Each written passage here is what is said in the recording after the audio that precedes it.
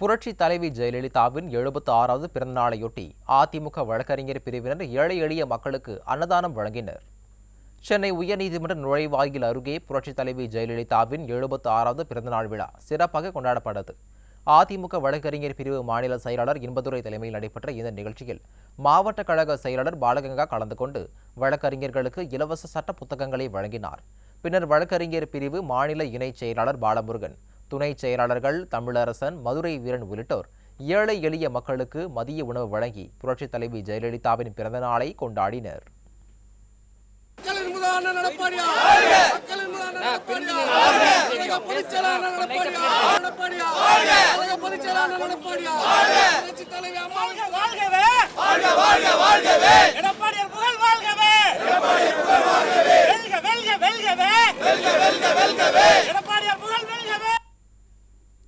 அப்போது நியூஸ் ஜேக்கு பேட்டியளித்த அதிமுக வழக்கறிஞர் பிரிவு மாநில செயலாளர் இன்பதுரை, எப்போதுமே வழக்கறிஞர்களுக்கு ஆதரவாக இருந்தவர் புரட்சி தலைவி அம்மா என தெரிவித்தார்.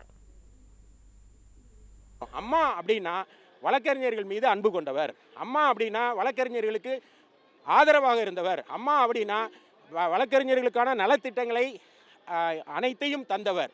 அப்படிப்பட்ட அம்மா அவருடைய பிறந்த நாளை கொண்டாடுவதில் இப்போ நீங்கள் பார்த்தீங்கன்னா அவ்வளோ வழக்கறிஞர்களும் கட்சி சார்பில்லாத வழக்கறிஞர்கள் கூட வந்திருக்காங்க. ஏனென்றால் புரட்சி தலைவி அம்மா அவர்கள்தான் வழக்கறிஞர்களுக்கு எப்போதுமே ஆதரவாக அனுசரணையாக இருந்தவர். அவர் போலீஸை அனுப்பிச்சு வழக்கறிஞர்களை அடித்தவர் அல்ல, இந்த நீதிமன்றத்தை இரத்தக்காடாக மாற்றியவர் அல்லர். அதற்கு பதிலாக அம்மா அவர்கள் வழக்கறிஞர்களுக்கு சேம நல நிதியை முதலில் இந்தியாவிலே அதிகமாக உயர்த்தி கொடுத்தவர் அம்மா.